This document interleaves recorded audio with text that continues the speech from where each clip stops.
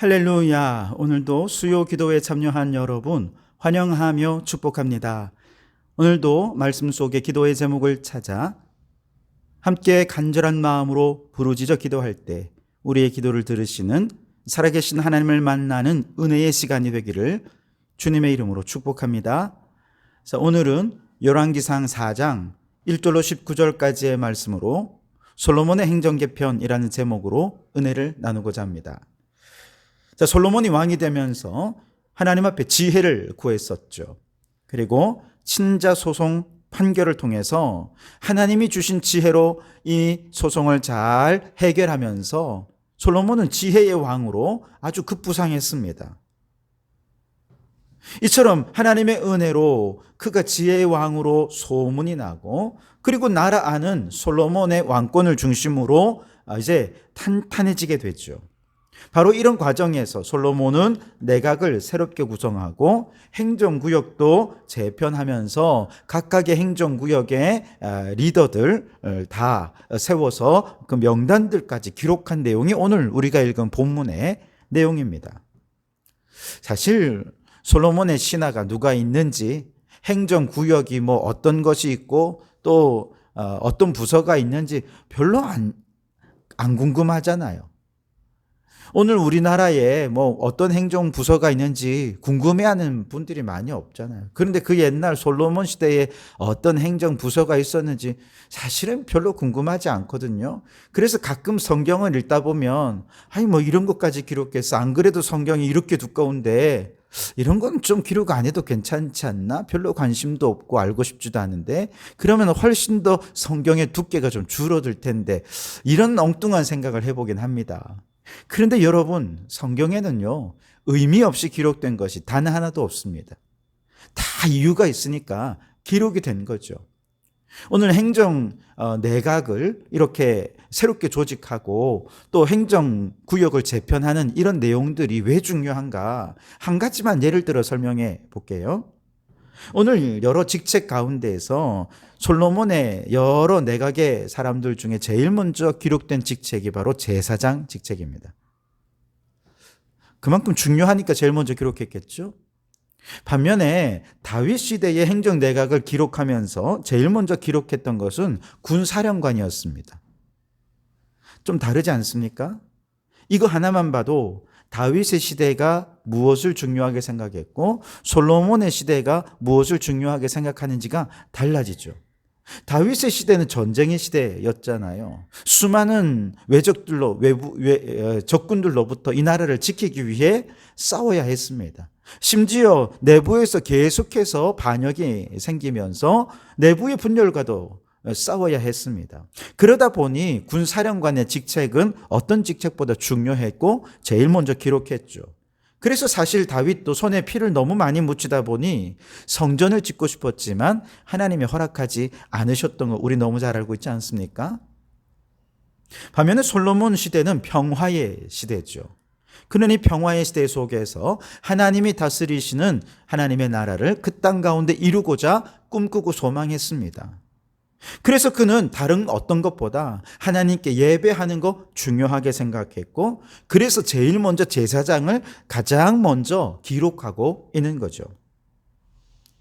그러니까 이 한 가지 단서를 통해서 다윗의 시대와 솔로몬의 시대가 이렇게 다르구나 확연히 구분할 수 있는 것처럼, 우리가 이 성경에 내용 나오는 것들이 의미 없이 기록된 것이 하나도 없다는 것이죠. 물론 여러분이 이걸 알기 위해서 또 다윗의 시대의 행정 내용과 또 솔로몬의 시대의 또 행정 내각의 구성의 요소들을 막 비교해보고 연구해보고 이럴 수는 없지 않습니까? 그게 쉽지 않잖아요. 물론 그렇게 하면 제일 좋지만 그게 쉽지가 않아요. 그렇기 때문에 여러분, 오늘같이 수요 기도회 하나님 말씀을 나누는 이런 자리에 빠짐없이 참여하면 이렇게 그냥 흘려보낼 수 있고, 이거 왜 기록했지? 관심도 없는데 라고 하던 부분이 아주 입체적으로 다가오고 그 의미를 더 깊이 이해할 수 있게 될 것입니다. 그러니 여러분, 예배의 자리, 말씀의 자리에, 기도의 자리에 반드시 참여해서 하나님의 말씀을 더 깊이 이해하고 간절히 기도하는 우리 성도들이 되실 수 있기를 바랍니다. 자, 이런 관점에서 오늘 본문에서 몇 가지 주목해야 될 것을 생각해 볼 텐데요. 너무 세밀하게 살피지는 않고 큰 틀에서 두 가지만 생각해 보도록 하겠습니다. 우선 첫째로, 솔로몬은 과거의 유산을 이어받으면서도 새로운 비전을 제시하고 있다라는 점을 우리는 주목해 볼 필요가 있습니다. 오늘 행정 강요들의 몇 년을 보면요. 우선 사관 여호사밧, 제사장 아사일야, 노동감독관 아도니람, 이들은요 다윗 왕 시대의 신하였던 사람이었는데 이 사람이 다시 솔로몬 시대에 등용됩니다. 솔로몬이 이들을 유임시키고 새롭게 다시 등용시키는 이유가 무엇이겠습니까? 다윗 시대에 그들이 일을 너무 잘한 것이죠. 충성스럽게 일을 너무 잘했고요. 더 나아가서 이렇게 인재들을 다시 발탁하면서 아버지 시대에 중요하게 생각했던 것들을 계속해서 이어서 자신도 그것을 이어가겠다는 것입니다.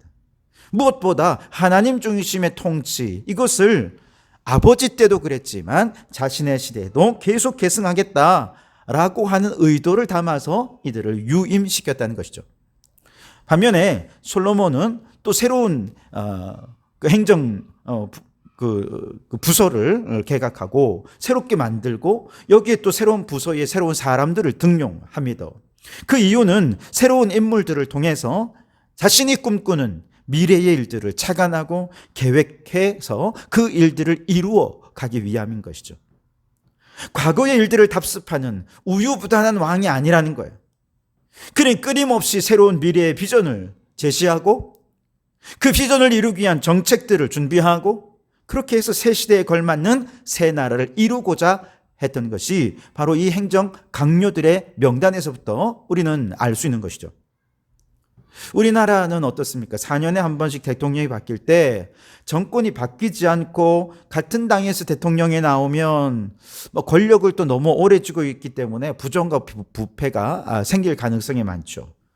반대로 다른 당에서 대통령이 배출이 되면 어떤 문제가 생깁니까? 이렇게 정권이 확 바뀌어버리면 이전 정권에서 행한 모든 업적들을 다 부정합니다. 과거와 단절하고 자신의 업적만을 내세우려 하죠.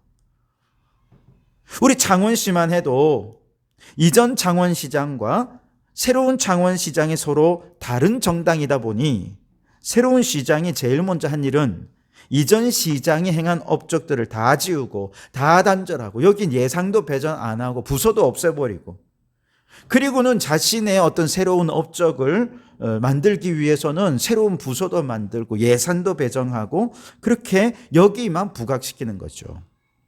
물론 새로운 시장의 입장에서 자신의 비전을 실현하고 싶은 마음이 물론 있는 거 당연하지 않겠습니까? 그러나 시장의 임기는 기껏해야 4년이잖아요. 그렇다면 자신의 비전보다 무엇이 창원시를 위해 더 유익할 것인가? 멀리 내다보고 오늘 창원시를 위해 내가 해야 될 일은 무엇인가를 좀 깊이 생각을 해야죠. 이걸 우선시해야 되지 않겠습니까? 이렇게 창원시의 먼 미래를 내다보고 창원시의 유익을 먼저 생각한다면 과거 전임 시장이 행하던 일들을 멈추고 예산을 삭감시키고 그리고 막 단절시키는 것이 아니라 그 속에서도 잘한 점은 가져오고 잘못한 거는 뭐 얼마든지 폐기시킬 수 있겠죠. 잘못된 정책은 폐기하지만 잘한 것들은 계속 이어가야죠. 그리고 그 위에 자신이 꿈꾸는 창원시에 대한 비전들을 제시하면서 새로운 미래들을 준비해 가야 하겠죠. 누가 시장이 되든 그 전 시장이 행한 일에 대해 장단점을 객관적으로 분석하고 잘한 일들은 계승 발전시키고 자신이 꿈꾸는 창원시의 새로운 미래와 비전들을 제시해서 이 창원시가 좀 더 멀리 내다볼 때 계속해서 발전해가는 그런 창원시가 되어야 하지 않겠습니까? 교회도 마찬가지죠. 코로나 이후 기후 위기의 시대를 맞아 창조 질서 회복이라고 하는 미래 비전을 제시하고 이를 위해 우리 교회는 헌신해 왔죠. 저는 새로운 비전에 공감해 주시고 함께 헌신해 주신 우리 성도 여러분께 정말 진심으로 감사를 드립니다. 그러나 새로운 비전만으로 앞으로 전진해 나갈 수는 없어요. 미래는 과거 위에 세워지는 것이기 때문에 그렇습니다.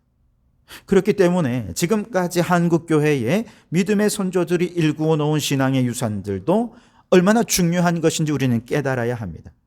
그래서 한국교회 역사에서 우리가 이어가야 할 좋은 신앙의 전통, 신앙의 유산으로 제가 늘 강조하는 것이 바로 새벽기도와 통성기도의 유산입니다. 1907년 평양 대부흥운동 때부터 시작된 새벽기도, 통성기도는 전 세계 어디에도 없는 우리 한국교회만의 독특하고 특별한 신앙의 유산입니다. 그런데 사람들은 새벽기도는 저 농경시대에 빨리 새벽기도 드리고 논에 일하러 가야 됐으니까 그렇게 일찍 일어나서 새벽기도 나온 거지. 그건 농경시대의 기도의 문화지. 요즘은 사람들의 생활의 패턴이 너무 다양하잖아요.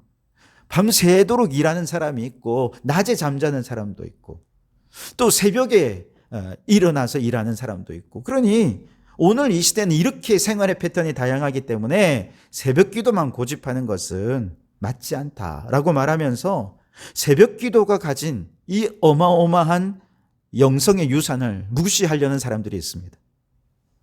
또한 통성기도는 어떻습니까? 많은 분들이 이거 너무 시끄러워. 좀 차분히 조용히 기도하고 싶은데 이건 너무 시끄러워 라고 말하면서 통성기도를 무시하는 분들도 있어요. 그러나 저는 이 통성기도의 영성이 우리 한국인들의 열정적인 민족성과도 너무 잘 맞아떨어졌기 때문에 지금까지 한국교회가 이렇게 부흥하고 성장해온 밑거름이 되었다라고 생각합니다. 그래서 통성기도와 새벽기도는 오늘날에도 그리고 앞으로도 미래에도 한국교회를 일깨우고 교회를 부흥시켜 나갈 정말 전 세계 어디에도 없는 한국교회만의 신앙의 유산이요 신앙의 전통이라 믿습니다. 그렇다면 이런 아름다운 신앙의 전통은 우리가 계속해서 이어나가야 하지 않겠습니까?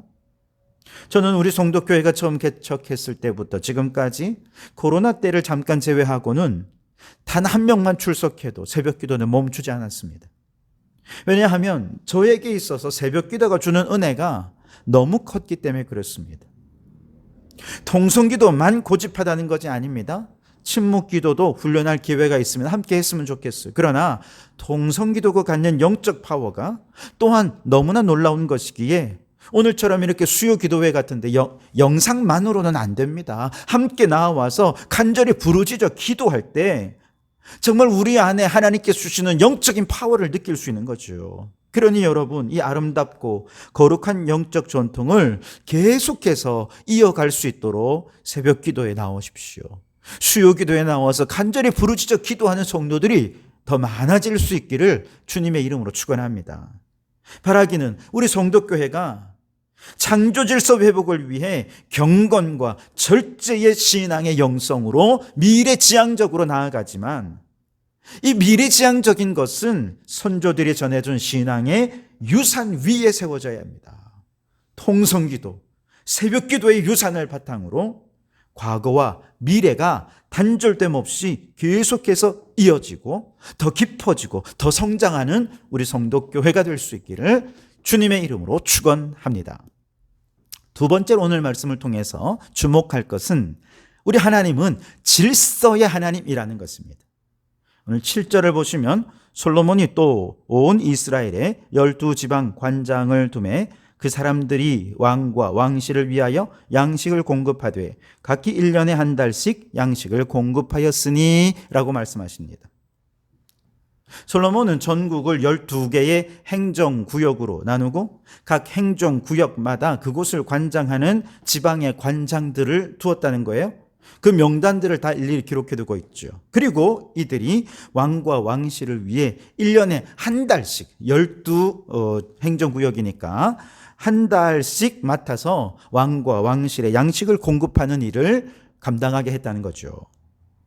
이것은요 12지파마다 땅을 분배하고 분배된 땅을 바탕으로 과거에 이렇게 경계를 나눴던 것이 있지 않습니까? 행정구역을 개편하면서 이 경계를 다 허물어 버렸어요. 이렇게 행정구역을 재편하면서 지파 중심의 것들을 다 허물어 버리고 중앙 집권 중심으로 그래서 중앙정부와 지방과의 이 관계를 훨씬 더 유기적으로 할 수 있게 만든 거죠. 그와 동시에 황실에 필요한 세금을 더욱더 원활하게 징수할 수 있게 했고요. 말씀드린 대로 솔로몬은 12행정구역들을 1년에 한 달씩 왕실에 물자를 공급하게 한 거죠. 이렇게 되면 왕실을 위해 일일이 세금을 부과하고 또 일일이 세금을 거두는 번거로움을 피할 수 있고 그냥 한 달은 이 지역, 한 달은 이 지방 이렇게 딱딱 맡기면 되니까 그 효과도 굉장히 극대화될 수 있는 거죠. 그뿐 아닙니다.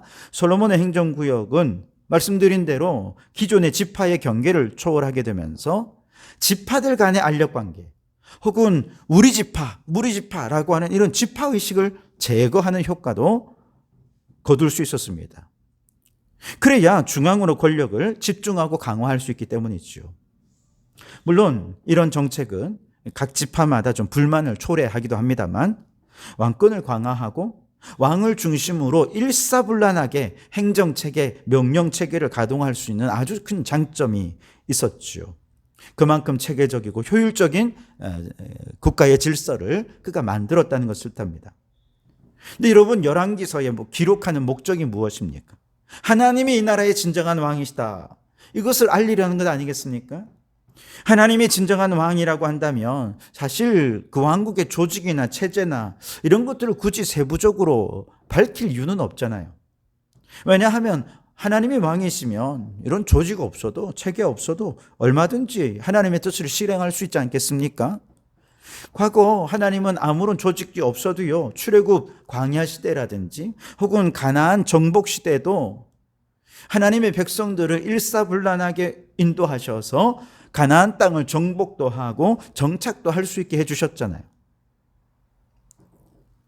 그런 하나님이라면 굳이 조직, 체계 이런 중요한 건 아닌 것 같은데, 그런데 그걸 기록했다는 것은 우리 하나님은 질서의 하나님이라는 것을 말하고 싶은 것이죠. 불완전한 것은 조금씩 완전하게 질서 있게 세워주셔서 하나님은 눈에 보이는 체제와 질서를 통해 하나님의 역사를 이루어 가신다는 것이죠. 눈에 보이는 역사와 눈에 보이지 않는 하나님의 역사가 서로 다르지만, 그러나 하나님은 눈에 보이는 체제를 통해서 하나님의 역사를 이루어 가시는 분이기도 하다는 것이죠. 질서의 하나님인 우리 하나님은요, 태초에 천지를 창조하시기 전에 땅이 혼돈하고 공허하고 흑암 위에 있을 때 하나님께서 창조를 명령하시자 말씀대로 천지가 창조되었죠. 땅과 하늘, 해와 달과 별, 궁창과 바다, 동물과 식물 등등 만드신 모든 것들이 얼마나 아름답고 질서 있게 창조되었는지 모릅니다. 모든 존재가 창조의 질서를 따라 서로 부딪히지 않고 혼돈됨 없이 움직이게 하셨습니다. 하나님의 창조 질서는 한치의 오차도 없을 만큼 완벽했고, 하나님의 손에 의해 지어진 모든 것들이 그분의 질서 아래 조화롭게 운행되었죠. 마찬가지로 만물을 질서 가운데 세우신 하나님께서 솔로몬을 통해 이스라엘을 질서 있게 세워 가시는 것이죠. 그리고 더 나아가 우주 만물을 질서 가운데 창조하시고 이스라엘을 질서 있게 세우셨던 하나님께서 지금 오늘 우리 가운데서도 예수 그리스도께서 통치하시는 새로운 심령을 창조하십니다. 아름답게, 조화롭고 질서 있게 새 피조물로 창조하신 것이 오늘 저와 여러분, 예수님을 믿고 구원받은 우리 성도들이라는 것이죠. 그리고 이런 구원받은 성도들을 통해 하나님께서 꿈꾸시던 조화롭고 질서 있는 아름다운 하나님의 나라를 이루기 위해 교회 공동체를 모아 주신 것입니다. 교회는 그리스도가 머리가 되시고 온 성도는 그 지체가 되어 한 몸을 이루는 공동체이죠. 그런데 교회의 머리가 되신 그리스도가 머리가 되신 교회는 한 몸에 많은 지체가 있지만 각 지체가 서로 다양성을 인정하고 서로의 역할을 존중하면서 건강한 몸을 이룰 때 하나님께서 맡겨주신 사명을 감당할 수 있죠. 고린도전서 12장 말씀처럼 한 몸에 머리만 있어도 안 되고요, 팔만 있어서도 안 되죠.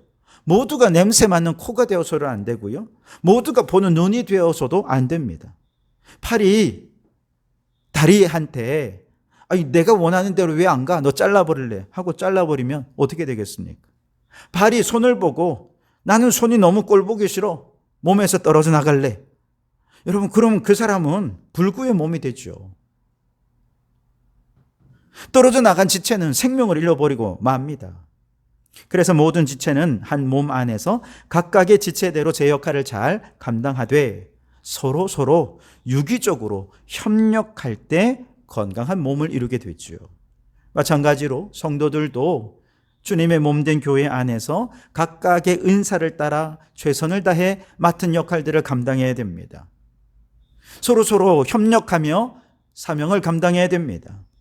부족한 부분들, 힘든 부분들은 서로 협력할 때 온몸의 기능이 건강한 것처럼 교회가 건강한 교회가 되는 거죠. 특별히 여러 많은 지체들이 있지만 그 중에는 강한 지체도 있지만 연약한 지체도 있잖아요. 너무 자주 사용해서 혹사당하는 지체도 있지만 어떤 거 보면 있으나 마나한 것 같은 지체도 있습니다. 그러나 몸이 건강하려면 어떻게 해야 됩니까? 덜 귀히 여기는 것을 더욱 귀한 것으로 여겨줄 때 건강해집니다. 아름답지 못한 지체를 더 아름답게 여겨줄 때 건강한 공동체가 되는 것이죠. 교회가 건강하다는 것은 그리스도를 머리로 해서 온 성도들이 행복한 신앙생활을 한다는 것을 의미합니다. 교회가 건강하다는 것은 왕이신 예수 그리스도의 명령을 따라 이 죄악으로 얼룩지고 무질서한 시대 속에서 이 땅에 하나님의 나라, 하나님의 질서를 회복하기 위해 헌신하게 된다는 것을 뜻하는 것이죠. 우리 하나님은 질서의 하나님이십니다. 질서의 하나님이 이 혼란한 세상 가운데 건강한 교회를 세워두신 목적은 이 땅 가운데 하나님이 창조하신 질서를 회복하여 하나님의 나라를 이루도록 하기 위함인 것을 믿으시기 바랍니다. 그러니 여러분, 공허와 혼돈과 흑암 속에서 천지를 질서 있게 창조하신 하나님, 이스라엘의 제도와 체제를 질서 있게 세워가신 하나님, 오늘 이 혼란스러운 시대 속에서 하나님의 질서를 따르는 교회 공동체를 세우신 우리 하나님이 질서의 하나님이신 것을 믿으시고 그 하나님께서 오늘도 우리를 통해 이 땅 가운데 질서 있는 하나님의 나라를 세워가도록 명령하실 때 아멘으로 순종해서 이 땅에 하나님의 질서와 하나님의 나라를 이루어가는 성도들이 되시기를 주님의 이름으로 축원합니다. 기도하겠습니다. 오 하나님, 과거의 유산을 잘 물려받으면서도 미래의 비전을 제시했던 솔로몬처럼 우리도 선조들이 물려준 동성기도와 새벽기도의 신앙의 전통을 잘 물려받아서 그 바탕 위에서 기후위기 시대의 창조질서 회복을 위해 경건과 절제의 영성으로 전진하며 깊어지는 저희들이 되게 해 주옵소서. 천지를 질서 있게 창조하신 하나님, 이스라엘을 질서 있게 세우신 하나님, 교회 공동체를 통해 이 세상에 하나님의 나라의 질서를 세워가는 저희들이 되게 해 주시옵소서. 이를 위해 먼저 성도들의 삶이 하나님 중심으로 질서 있고 조화롭고 안정되게 하시고 교회는 더욱 건강한 공동체가 되어 행복한 신앙생활 하게 해 주시옵소서. 예수님의 이름으로 기도드립니다. 아멘.